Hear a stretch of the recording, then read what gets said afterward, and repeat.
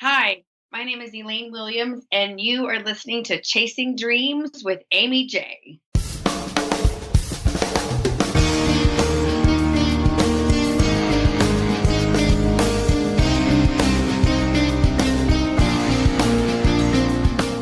Welcome to Chasing Dreams podcast with Amy J. Amy believes that realizing a life without regrets is achieved by taking chances, chasing your dreams, making moves, and overcoming your doubts. The Chasing Dreams podcast will help you overcome life's obstacles, believe in your potential, and inspire you to face your fears. And now here's the woman who is passionately pursuing her dreams, Amy J. Hey, Dream Chasers. This is Amy J, and thank you so much for tuning in to episode 97. That's crazy, guys. 97 episodes we've been together, and today's episode is no less boring or anything like that. This is going to be an amazing episode because I have with me Miss Elaine Williams. She is a national touring college circuit speaker, award-winning stand-up comedian, and certified life coach.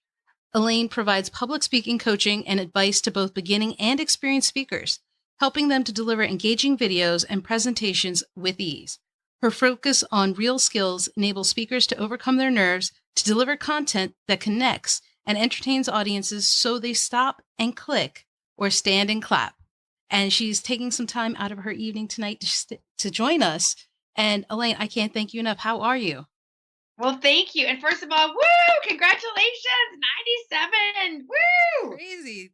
Thank you. That's Thank you for being number awesome. 97.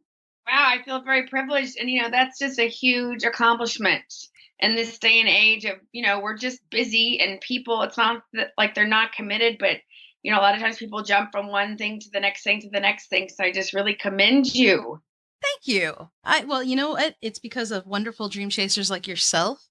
I mean, you have a varied story. You've gone and done a number of things. I saw you perform and present at Cornell's Positivity Summit, and I was blown away. I thought you had an amazing story. I thought you did a great presentation. You're actually now helping others, but that's not what you first did. I mean, you were a stand-up comedian. Tell us a little bit about your story. Sure. So I grew up performing. I loved theater. My parents divorced when I was really young, and I think there was a part of me that thought there was something wrong with me. And so I was always sort of searching. And when they needed a new Gretel in the Sound of Music at my church in San Antonio, Texas. And I remember the first time I performed and I was like, oh my gosh, applause, love, woo, I'm in, sign me up. And I'm truly grateful because I grew up in an alcoholic, abusive family. There was a lot of abuse, a lot of repressed stuff going on, people in prison, there was a lot of crazy stuff. And the one thing that was really consistent for me was theater. And I got to go to Europe when I was 16 and things were really bad at home. And the only reason I came back was because of my musical theater director, Mrs. Bircher. And I'm just so grateful because if I had run away, I think I would probably be dead. So I just love theater. There's so many cool things about it. And there's theater for everybody, hip hop musicals like Hamilton. There's opera. There's so many spoken word. There's so many variations of it. And so I moved to New York when I was in my 30s, which is kind of late. And I got sober all at the same time, which I wouldn't recommend, but that's what I did. And, it was really hard. The first year, they're like, don't change anything. And I was like, I had to keep moving and temping. But I couldn't seem to get arrested. I'd worked my whole life in the theater professionally, voiceovers, movies, TV in Texas. And then I moved to New York City and I couldn't, it was like, hello. Radio silence. Yeah. I was like, and I was really angry because, I knew one person. It's hard moving here, Well, from Texas to New York, it's not like it's apples and oranges. Right. And, and I had been a big fish in a littler pond, Austin. I just knew I wanted to get training and just experience New York. And I made a pact, like if I have to scrub toilets and eat ramen noodles, like I am doing this. And so casting directors kept saying, "You're really funny. You're not that much fun to be around, but you should try comedy." And I was like, "What? What do you mean?" I'm angry, And I didn't know. And then people kept saying, "You should try comedy. You should try comedy." And I was like, "Are you kidding? Like, you want me to stand up on stage by myself with a microphone?" Like, You were resistant to the idea, huh? I was terrified. I remember watching the movie Comedian about Jerry Seinfeld trying to come back after his show. Hmm. And I remember thinking, if he can't do, like, what? And I couldn't sleep. I was so activated the whole night. So finally I got up the nerve to take a class, and I was horrible, Amy. I was horrible. I didn't know how to write. I would try to write stuff, and I'd get up there and it was like crickets. And then luckily my teacher was like, "Okay, Elaine, why don't you just tell us about your family?" And then people would start to laugh. And so, but I was still like, this was a failure. I'm just gonna get through the class, and I just say I tried it, whatever. So the night of the show, I only invited super nice people, and I practiced my set, and I said, just think of this as a monologue, expect nothing. And if they happen to laugh, it's like cherry on top. Low expectations. Set that bar there. Yeah. All right. And I wish I taped it, Amy, because people kept saying every time I got a big laugh, I had this look of complete like shock on my face. I mean, it would have been so funny, but I didn't have that foresight. But so people are like bent over laughing when I'm doing my family stuff. And I had that light bulb moment of like, oh my God, I'm supposed to help people.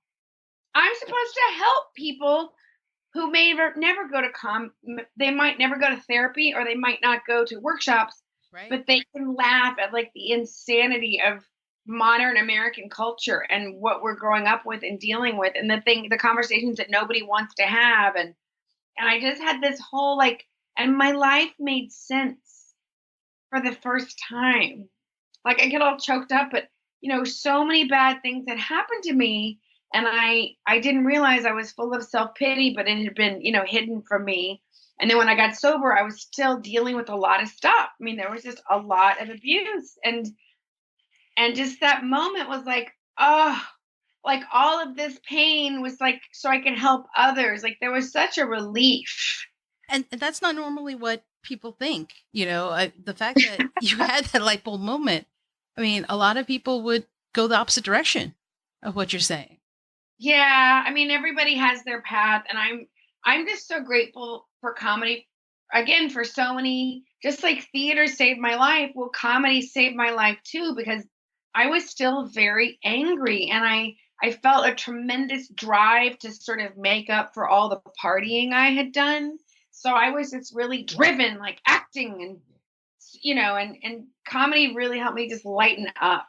And from there, that's how I kind of fell into the college circuit world, because I wanted to do comedy on the college circuit, but it's very competitive. Sure. They were like, "Elaine, you're going to be up against people who've been on Letterman 10 times and The Tonight Show, and you're good, but you're not that good yet. Like, that takes 20 years." And so luckily I listened. That's a miracle. And they were like, small things. And they were like, "But didn't you have all those addictions?" And I was like, "Well, yeah." So I came in as the funny eating disorder girl. And I was the only speaker who had really talked about emotional eating, which cracks me up because we all know how to lose weight. Sure. Yeah. You learn the formula in junior high, but nobody deals with the emotional aspect. I mean, they're starting to now, like Weight Watchers and stuff like that. But in the college market back in 2007, nobody had talked about this. And I was like, well, hello. And so I was wildly successful at first. And then the college market changes. And then they kept saying, well, can you talk about drug and alcohol? And I was like, sure. And then my new agent said, can you talk about sexual assault? And a part of me was like, can I get back to you on that one? Because, that's like a whole nother, whew. It's a different ballgame. And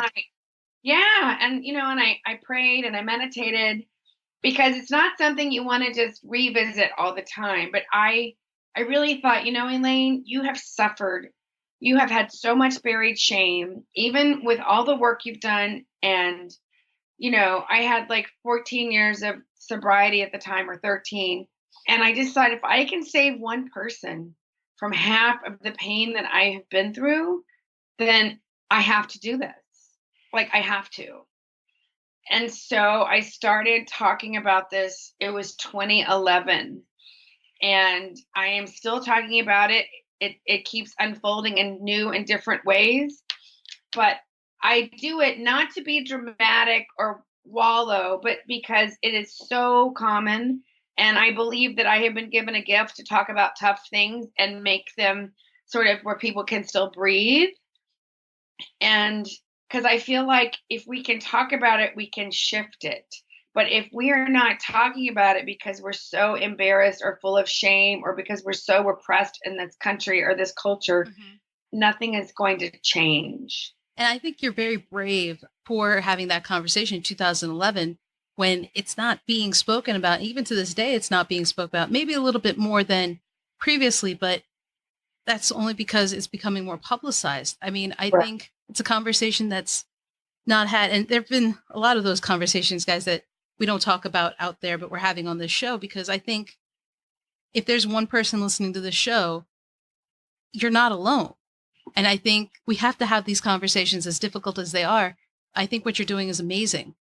And Oh, thank you, Amy. And I love that you're doing this. I love that you're doing a show that's not just all, oh, what's your vision?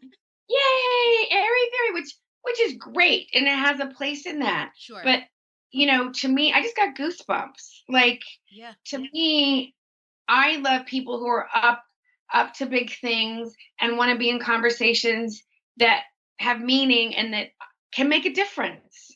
And you know what? For some people, maybe that is, the Kardashians or whatever.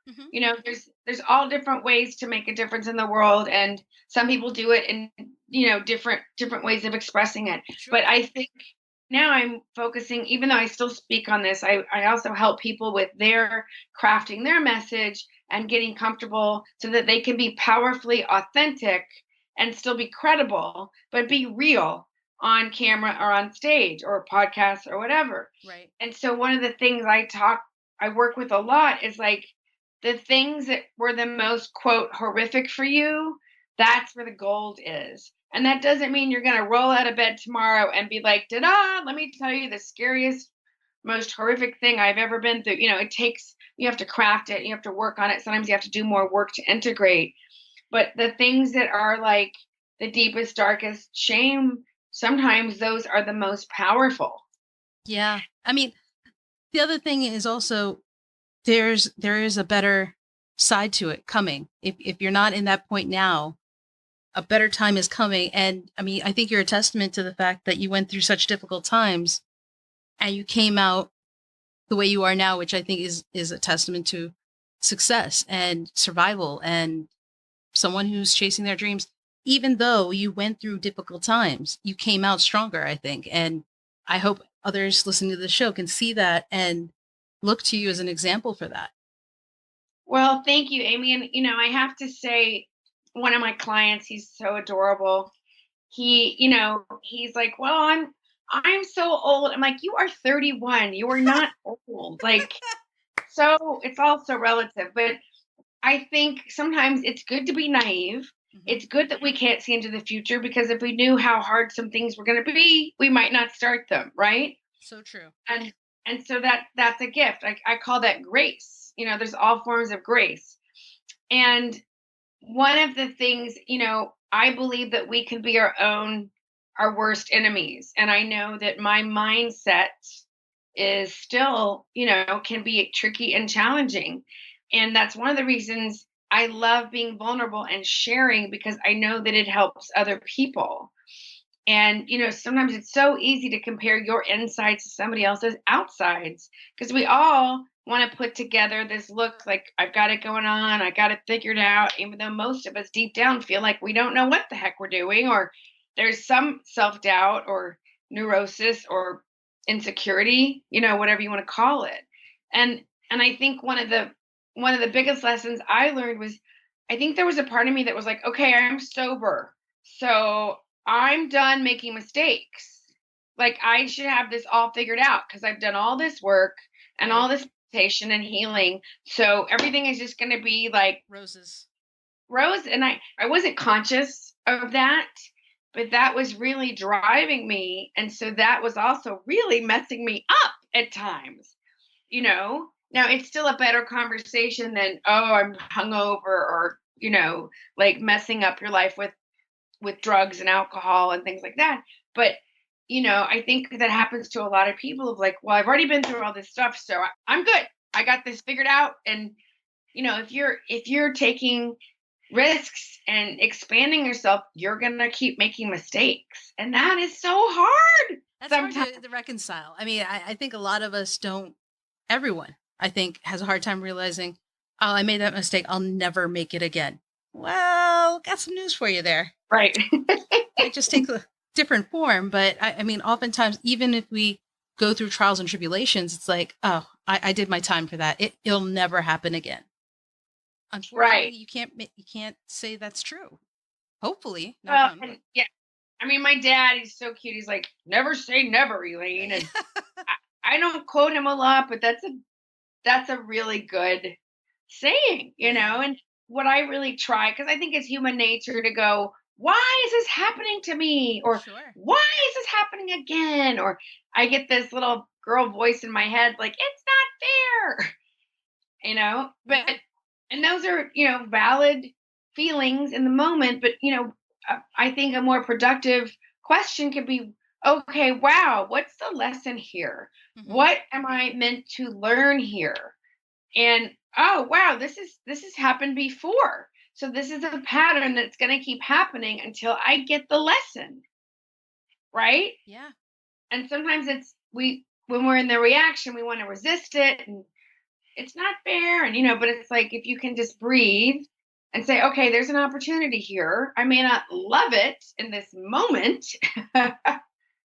That's actually very, very true because oftentimes uh I love the people who are like, there is just no job at all for me. There's nothing out there.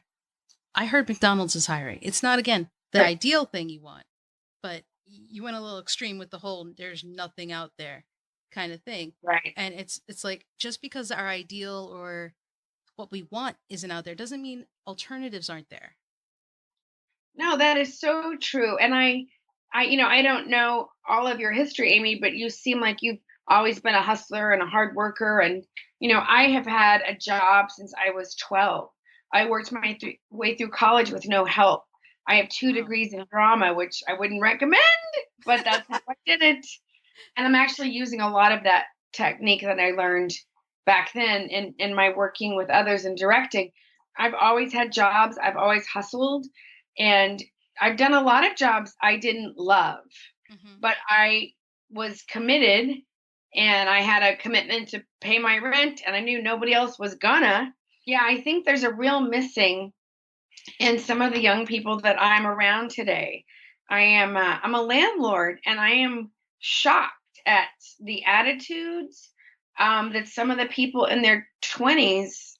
It's just really amazing. And not everybody, but there's some of the kids that I have trained at my old restaurant. You can just Their parents did everything for them, and if they ever have to really be a full adult, it's going to be a huge shock. And that's the thing, right? I think oftentimes whether it be movie, TV, billboard advertising, I think we're kind of inundated with this picture of what right is, what ideal life is. We see people where the parents have to give them everything or take care of them, and everything's handed to them, and we think, yeah, that's what it is. That's what I'm striving for. And the thing is, that may not be your path. That's not the reality of things. There are 359 other possibilities for you to kind of get things going and follow. And oftentimes, like, but that's not what college is like. Well, there's some news for you. Yeah. That's such a good point. Now, are you a graduate student? Are you in college? Oh, Elaine, that's so sweet. No, I did I did my graduate studies. I had my master's in computer science. I'm working now in Philly, so Okay. I hit that full adulthood life. Okay. Yeah. Well, you have a very youthful energy, and no, I was just curious because I think that when people are over coddled, it can be really damaging for everybody involved, you Hmm. know? Yeah. Yeah. And I think for everyone to be involved later on with them, I think it's a ripple effect on how they act and treat people. And I think that's, you're in social media a lot, right, Elaine? Mhm. And a lot of the times I think the behaviors we put out on social media can venture into real life. And I think some people have this entitlement thing going for them. Mm, And it's like, hey, would you say that to your mom in real life? right. So, just real people, real life adults, hopefully most should kind of have some kind of sense. I just feel that this new generation, again, guys, we're not attacking the new generation. This isn't a millennial thing. Just young people, this generation who have grown up with phones and laptops and stuff, have a different mindset when on social media than, say, my generation. Right. Honestly, Amy, I think every generation of people Hmm. right now is struggling. I am in my 40s, and I was just in this amazing event. I've been in two different events. It was really refreshing to hear how other people are struggling with managing, a busy business, and where do you focus your time, and the Yeah. things that fall through the cracks, and as you grow, finding the right person to help you. And one of the leaders was saying was, be careful what you're emulating and be careful what you're trying to copy. Hmm. And I think that, proves that point of like every image is airbrushed and photoshopped, right? Like Yeah. every image. But we forget that. And even if our intellectual part knows that, our psyche doesn't. And there is still that compare despair. And when I go to the colleges, I talk a lot about, 79% of people who go on Facebook say that they feel worse and they feel isolated and lonely because we all want to look good. It's part of human wanting to belong to Sure. a group, right? Even if we consider ourselves outsiders, we have to belong to an outsiders group. Like, it's a human basic need. Otherwise, if you get kicked out, you might die. I mean, we're talking the caveman times, but that's still part of our wiring. I think that's absolutely true. Yeah, and then so we have these images that are coming at us 24/7. I mean, I don't really watch much TV, but I'm on the computer. I've I was gonna got, say you don't have to. Yeah. yeah, I mean, there's so much coming at us. If you go to the store and you look at the magazine things and the billboards, and I was on an airplane and I folded down my tray table and there was an advertisement on the tray Wait, table, no and I way. I I took a haven't picture. seen that. This is really happening. This is the real thing. Wow. You're gonna have to go to first class just so you don't get advertising. I think we're hit with all of these images, Amy, and it's easy to not feel great about yourself. Yeah. Well, and I think what people lose in it is, there is no right way for you to live your life. There is no one path for you, and it's not on what you do and how you live your life is up to you and totally should be based only on you and what you want. You're going to be influenced by the billboards, the ads, the TVs, the movies, and the photo brushed advertisements and articles and magazines. But really, don't let that become what you strive for because, you are you. We are all flawed, and that's okay. Right. And I think because we're inundated with perfection all around us, right? Because you can cut video, you can merge and Photoshop everything. We forget that. And then we're Mhm. hard on ourselves when we're not perfect. Well, and this is a theory that I spoke about too when I speak on colleges. Is if you think about most advertising, it's telling us, if you're a guy and you don't have our alarm system, you're going to lose your family. Or if you're the guy and Yeah. you don't have your shit together financially, Hmm. you'll never get the girl, or you won't get to keep the family. You won't get the wife with the two kids and the dog and the car and the house, and right, that American Yep. thing, right? And then women, if you don't wear this makeup, you're never going to get the guy or the job or the glamour. If you don't, lose the weight. So there's all these things that are sort of implied coming at us. And it's Societal coming pressures. Yes. right. And it's coming so quick, Yeah. right? I mean, if you think about how fast our brains work. And so I think personally, I think that's one reason reality TV has lasted as long as it's lasted, because I think people feel badgered down by all of the you're not good enough if you don't do this, if you don't have this, da, da, da. But then they think, well, I'm not where I want to be, but I'm not as bad as Honey Boo Boo, Yeah. the crazy guys with the beards and whatever. I can't even keep up with everything, but I think there is some of that goes on. And do you find that in your conversations on the college circuit with the people you're coaching and mentoring and training, you know, they have a hard time accepting what you're saying, that there is another way, another alternative for them? They don't have to be so hard on themselves? Well, it's interesting. I think, that Charles Dickens, it was the best of times, it was the Yes. worst of times. Hmm. So what I have found, in some ways, I am so happy when I go to Arkansas and I see different races sitting together. When I go all across the country, I am so happy when I see that, because I grew up in Texas Hmm. in the 80s, and it certainly didn't, my experience, that it was different. It was unofficially, there were like groups and cliques. And I lived in an all women's dorm, and we had all kinds of people, women in the dorm, and athletes. So that was much more like free flow. But so I'm so happy when I see that diversity, and I see a lot more tolerance for like LGBT, Sure. and there's a lot more sensitivity if people have special needs. I hope I'm saying that correctly. There's a lot more awareness about sensitivity and tolerance if people have to be on meds, or if they need hearing assistance, or, because I grew up, my mother was legally blind. So I had to lead her around Hmm. and read menus to her as a little kid. And that can be pretty weird. We had to take the bus everywhere. And, in Texas, everybody drives. Like up here, you take the bus or the train or the subway. So, in some ways, I feel like we have made huge, huge strides. But in other ways, and partially because of the media and social media, I think we have gone backwards. I know that I have stopped some suicides.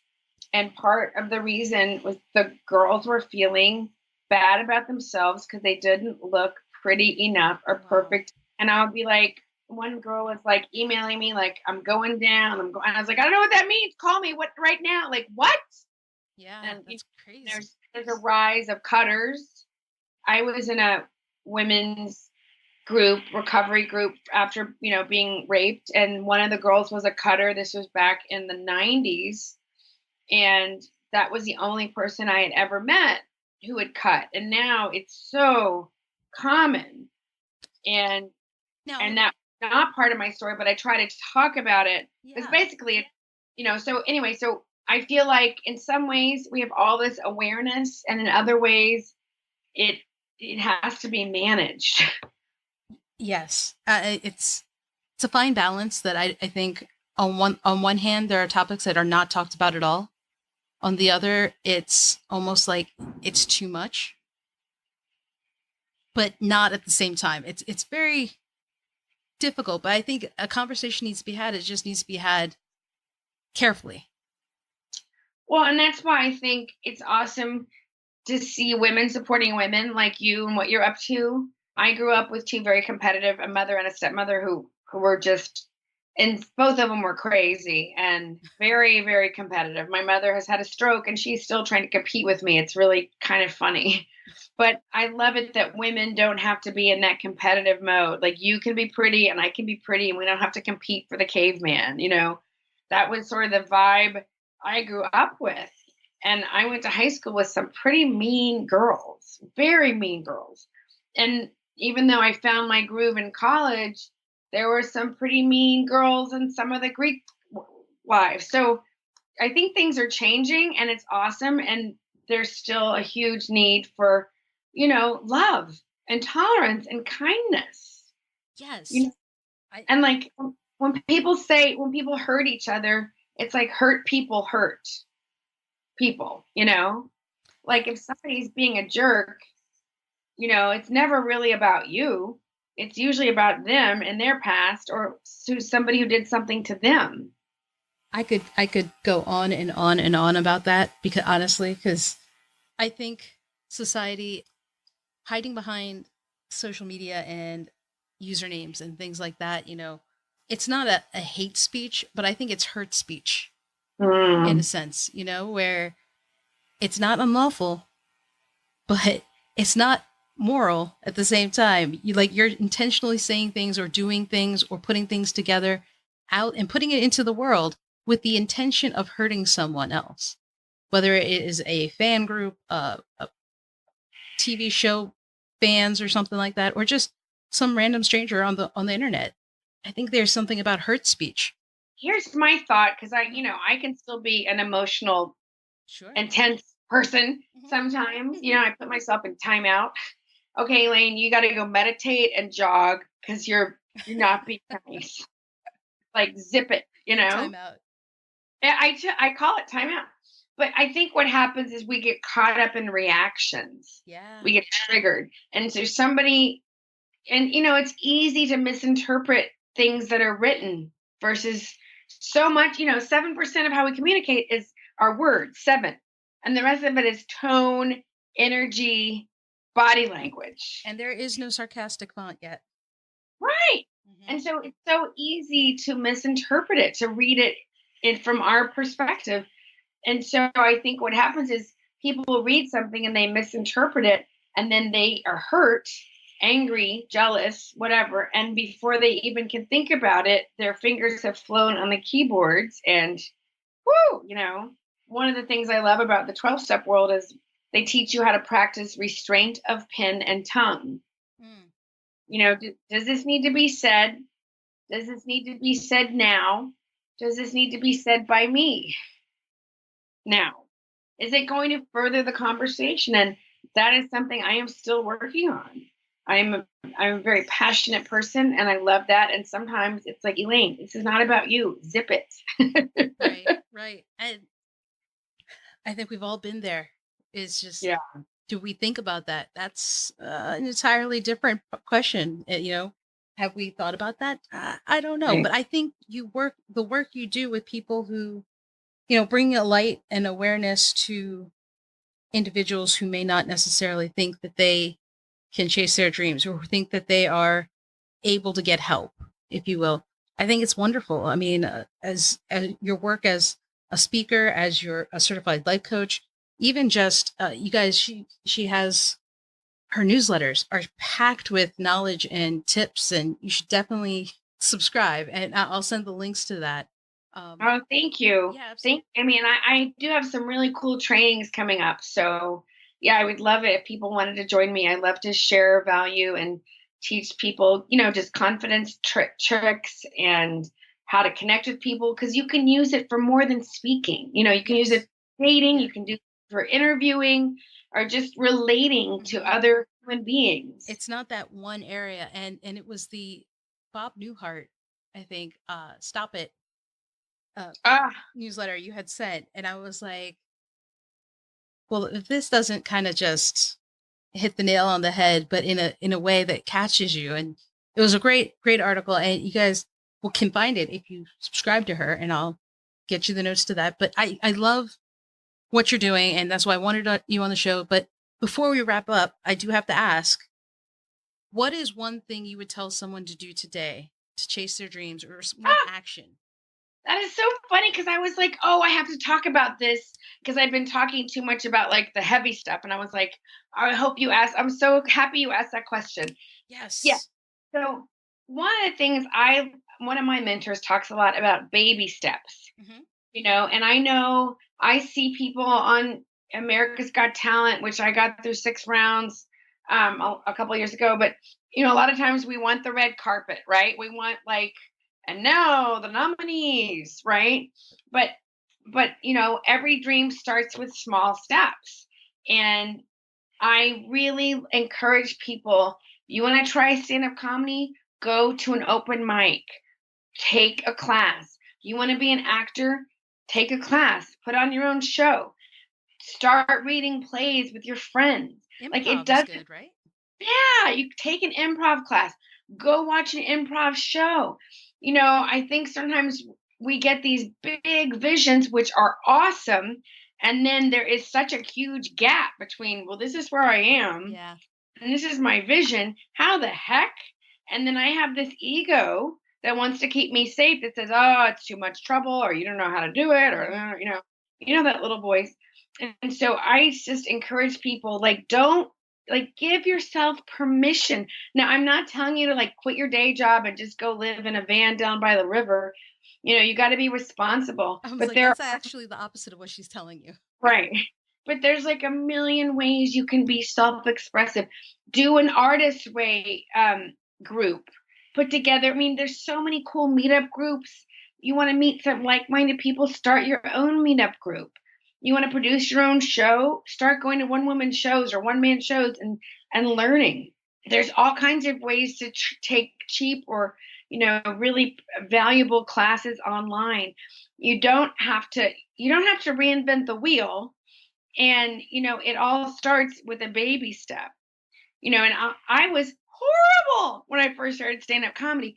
I had been funny situationally for years and just sort of improvising and musical theater.